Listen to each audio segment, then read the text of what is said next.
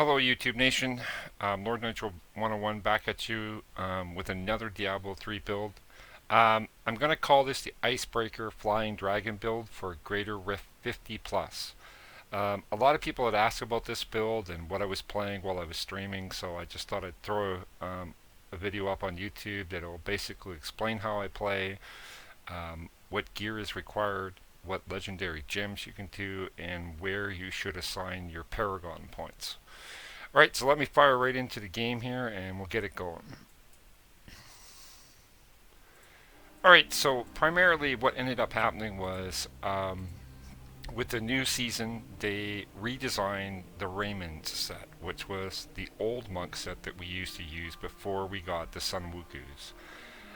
And basically what they did was they revamped it so instead of the sweeping wind ability, it now gives us the ability as you put all the set together. It allows our dashing strike to do that much more damage. So it is definitely the way to go. So primarily how the build comes together, and these are critical pieces that you must have in order to play this particular build. You need the acquired 6 pieces of the Raiment set, alright, which is the boots, the pants, the chest, the helm, the shoulders, and the gloves. Primarily, this build can't be played otherwise. You can sort of opt in with the royal ring and an elements ring until you actually acquire all of the pieces, but primarily this build to be effective is you must run the 6 pieces of it so that you can run alternate rings. So primarily, and then of course the best in slot weapon for this is the Flying Dragon. Primarily, I have yet to encounter or find an actual really high-end ancient one. So primarily when you're looking for a Flying Dragon, try to get the damage as good as you can, get a dex roll. I went with here. I was very fortunate the way this rolled, so I could actually gain a double life off of it, which means I gain a life per hit, and I gave a life per spirit spent, so it's a really good one. Primarily, if you get a Flying Dragon, definitely get your life on hit on it, and whatever kind of rolls you can get, and then you can gift it, and then put your crit damage gem into it. But primarily on a Flying Dragon, you do need the life on hit or you will not survive in higher greater rifts. Primarily, we'll go over the set itself. So ideally, once you have it, you'd want to stack. So you want it on your shoulders, you want a dex, a bite roll, an all-res roll, and have the ability to roll a dashing strike on there. Another way you can do this as well is if you have some decent Paragon points, you can try to get a cooldown roll on here and then have the ability to put the dashing strike damage on there. For the helm, obviously, you go your dex, bite, your crit chance, and make sure you get a secondary resist on it. Mine was very fortunate that I was able to get a reduction in controlled impairing effects, so that was pretty good. Same thing with your chest. Try to go dex, bite, and have the ability to roll the dashing strike damage on there so you can buff that up a bit. This particular chest, I would have liked a much better secondary as a resist, but the life after kill is a good bonus for me, so it definitely works. Another thing that is required for this particular build is the spirit guards. They are one of the things that we gained in Season 3. Your primary rolls you want to get here is cold damage, because that is what our damage is for this particular build, our elemental damage. So you would go cold, skills here, dex, bite, get a crit chance, and really important here as well is to get a secondary resist, and then try to get the spirit reduction in as close to the 40 as you can. These are 37, so they work out pretty good. The boots themselves, just your dex, your bite, your all-res. If you happen to get movement speed on them, then you would calculate that 25 maximum movement speed using your Paragon points. The pants themselves, dex bite, you can go armor here if you get a secondary resist on it, unless you roll it all res there. But you could also, if these had come up a different way where I had the ability to roll off the armor, it on the pants you have the ability to actually increase your fists of thunder damage. So it's definitely an ability you can do for sure. Um, but those are the primary rolls that you're looking for on your pants, is to gain your dex, your bite, your armor, and all rest. The gloves themselves, there's multiple different ways you can get your gloves. Just because of these ancient ones, how they rolled really high into the 900s, I thought it was definitely, I'll just keep them that way. Primarily, you could go dex, an attack speed, crit chance, crit damage. You could also go dex, crit chance, crit damage, and cooldown here. So it's another, it's one of those things where you could sort of trial and error. Just to give you an example, I have a spare pair of gloves here that are exactly the way I was talking about. They are, the dex roll, crit chance, crit damage, and a cooldown, and a secondary resist. So there's another option that you could definitely utilize. It just depends on how you find the gear and how it rolls. Alright, so, and then for the rings, I'll discuss the belt and the amulet later because there's some changes you can definitely make there. Right now, primarily what you want to go after is, for this particular build that I find the most effective, because of the changes that they made to the focus and the restraint.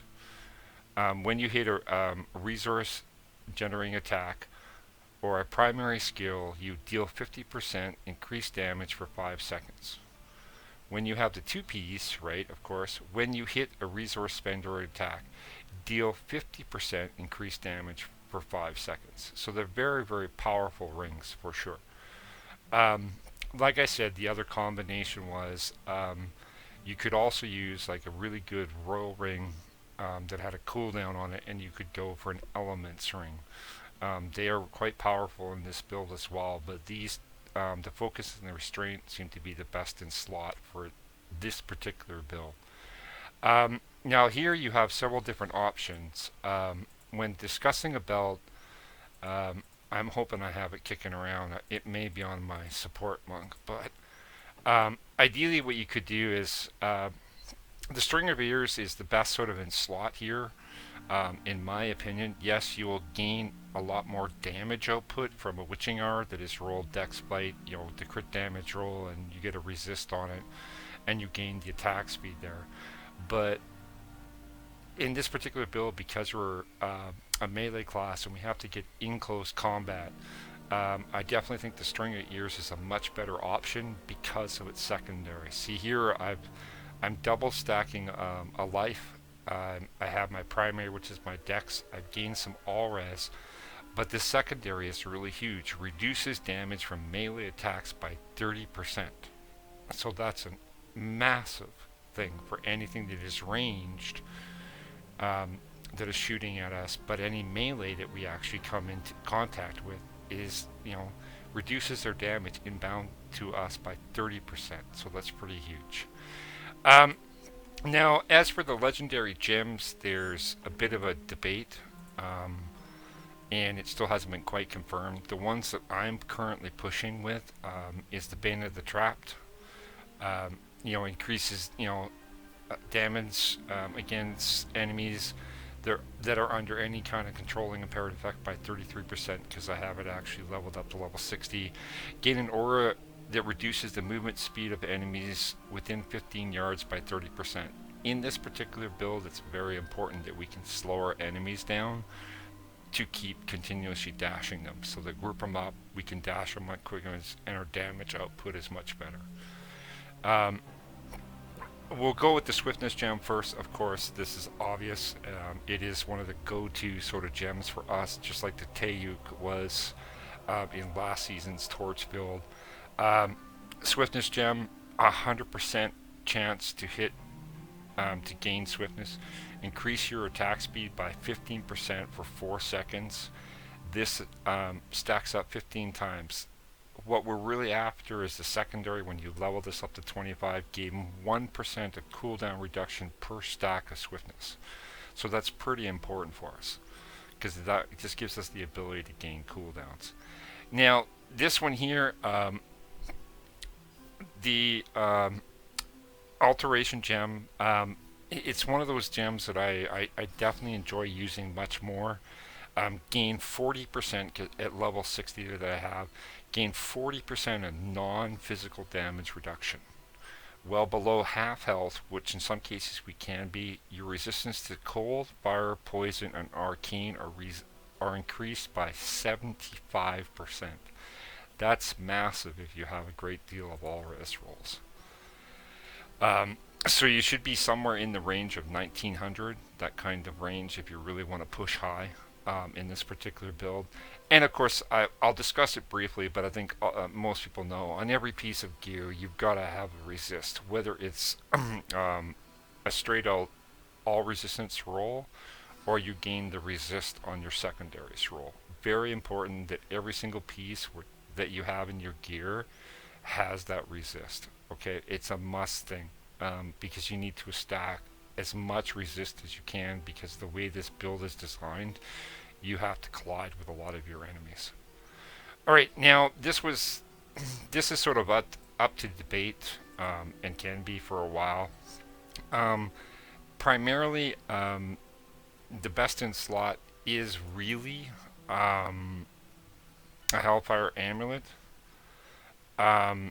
You'd want to get either a cold damage there, a crit chance, crit damage, that kind of thing, and then get one of the skills that you would require. Alacrity, near-death experience, any of those kind of skills that you could now remove from what you primarily run to what you could use running around with 5 skills, right? So that's really important. The secondary, in my opinion, other than the Hellfire, sort of best in slot with the crit chance, crit damage, and maybe cold damage or your dex roll on there, is any kind of the elements reduction. In this particular case, I'm using a poison one, but you could run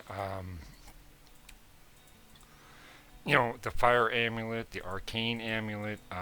Primarily make sure that you don't drop your crit chance, crit damage on it. You could clearly, if this had rolled a different way, I could have put cold damage on it so I could stack some more cold to aid me. But primarily, just look for a good amulet here. I was wearing a Blackthorns before I had actually got the resist amulet. Once again, you go your crit chance, crit damage. If you have the ability to roll off that dexterity to put cold damage on there, definitely do that. Same thing with the fire build video that I'll put up later. You'll see that where you can stack fire, it can be very important to the build. Primarily, okay, before we get into the whole skill sets and the passes and stuff like that, I'll talk about the where you should ideally put your Paragon points. So we'll start with utility. Primarily, you should always start out with resource cost reduction. Max that out first. Go your area damage, then your life on hit, and then obviously gold fine doesn't really matter, right? Once you get high enough in and you have enough gold, it won't really matter. Defensive for this particular build, I highly recommend that you start with armor and resist. Do your life regen afterwards, and then go into life percent. Sort of go in that order because you want to make sure that you get your toughness up as high as you possibly can. Offensive, obviously you start with the cooldown reduction. Make sure that gets maxed out. Primarily, you want to make sure that you work on your crit chance so that you get it as high to 50 as you can. That's pretty critical. Then work on your crit damage to get that much higher. Then put into attack speed. As I had said before, depending on what kind of roll movement speed that you actually get on your boots, if you do not get any movement speed, definitely adjust your Paragon points so that you have the maximum movement speed is 25. I stacked a little bit of vitality in here just to get my Vite over 700k, just to make my survivability better. Um, but if you got decent enough rolls for your Vite rolls, you could definitely just stack it all into dexterity for your damage. Um, but so sort of readjust them as you get higher and higher up in Paragon points. All right, so the skill set. Um, Primarily, this is just like most people that have been playing this build. Most people have opted to start playing the fire build, and I released that build at a later time. But primarily, a primary attack is, and you will spam this. Ideally, I would hold it down all the time. Fist of Thunder, Quickening, it's one of the best ones we have right now. It's kind of nice to go back to a build where we actually are punching again. It's one of our primary abilities for a monk and has been for a long time. And we had sort of stepped away from a build where we were punching. Um, so basically, this allows you to teleport to your target, unleash a series of extremely fast punches that deal 200% weapon damage as physical, which is excellent. Allows us to really hit hard. Every third hit deals 400% weapon damage as physical, split between all enemies in front of you. So it's like a multi-attack of things that are sitting in front of you. In my key setup, the way I play it's just comfortable. I put Inner Sanctuary on my left click.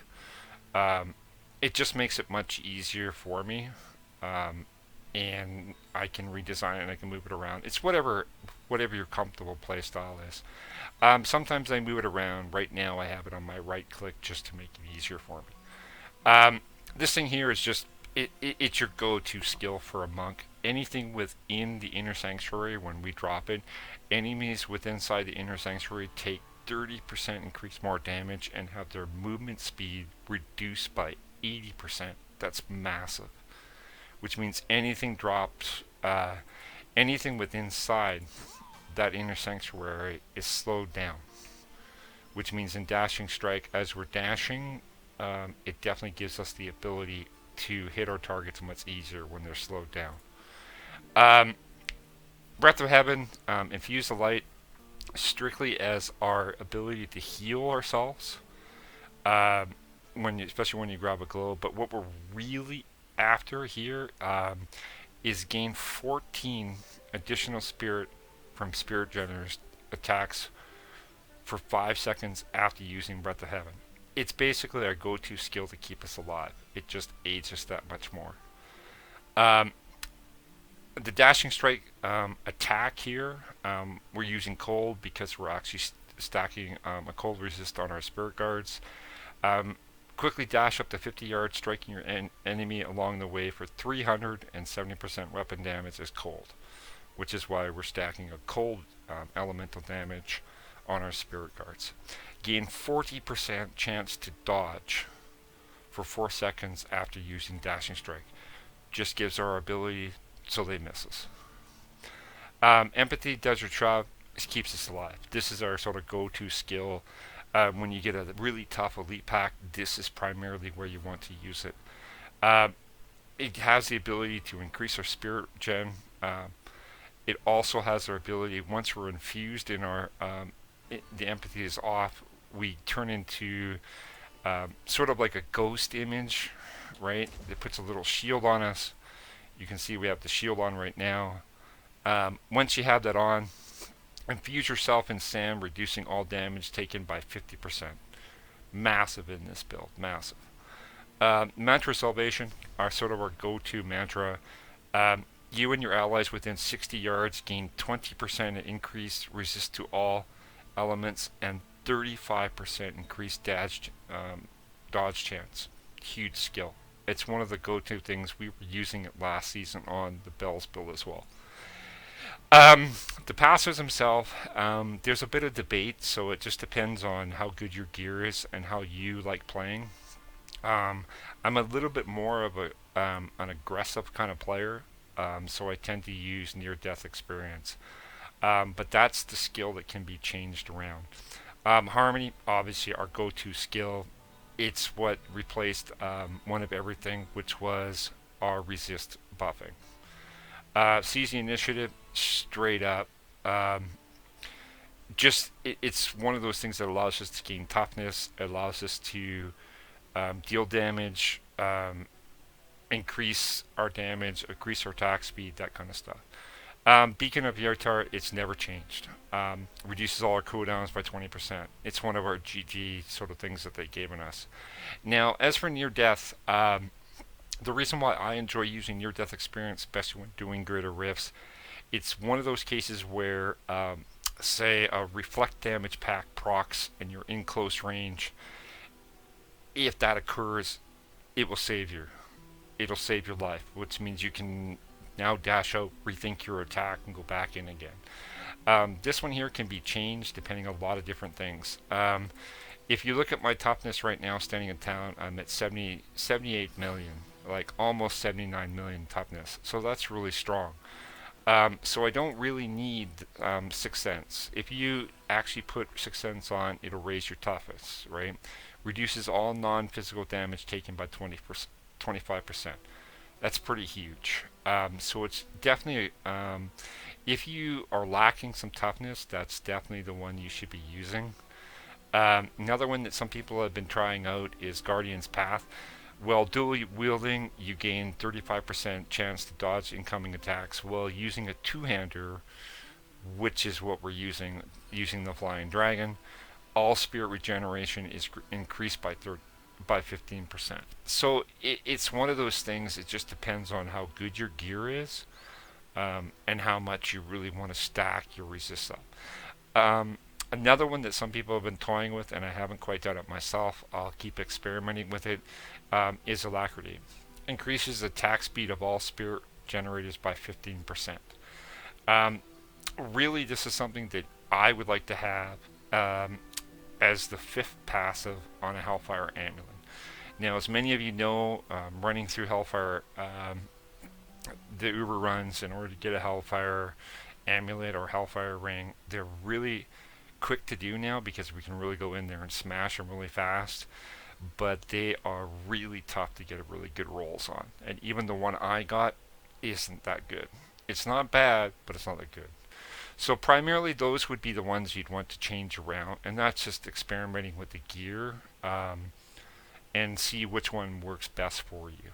I just, for the build itself, that is the build that I'm currently playing live on my stream when I do pushes, when I'm in higher greater rifts in a party of 4, whether with the viewers or with people from my clan. That's primarily the build. A brief description, basically what you're doing is I will hold my non-movement button so I don't move around. You would punch, okay, just to help gain your spirit back up. So you punch, punch, punch, punch, punch. You would drop, you're in a sanctuary if you're fighting an elite pack, and then you would dash. And if you do it right, you would just keep, punching and punching and punching. What I'll do briefly is I'll just give you a little bit of really brief gameplay. I'll jump into a bounty just so you could see it, how I would come up against something. So if I come in here, so you would drop the inner sanctuary, right? You punch, punch, punch, then dash, right? Punch, punch, punch, dash. And if you do it in this kind of method, not only will you get your spirit guards up, but you'll get your resist, you'll get both springs proccing at the same time, focus on the restraint,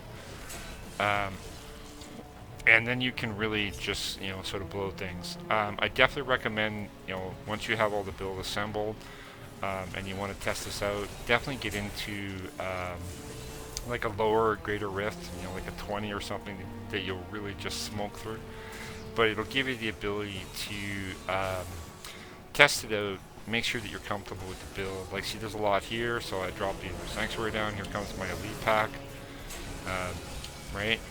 I let the cooldown come up too fast. You punch, punch, punch, punch, like you're constantly holding down your punch. Drop the inner sanctuary, slow everybody down, right? Hit my dashing strike. You can see it procs down there. and then you do some damage. What I'll do is when I do the revised build of this, I will include some pushes that I have recorded so you guys can actually see the build in action in a higher greater rift. I think I recorded a 51 and a 52 so you guys can actually see how it's playing. Alright, so that is the Icebreaker Flying Dragon build for Greater Rift 50 Plus in Season 3. Thank you for tuning into my video. And you can also check out me live on my stream playing the video playing the monk as well in this build as well. Alright, thank you very much guys. I'm off.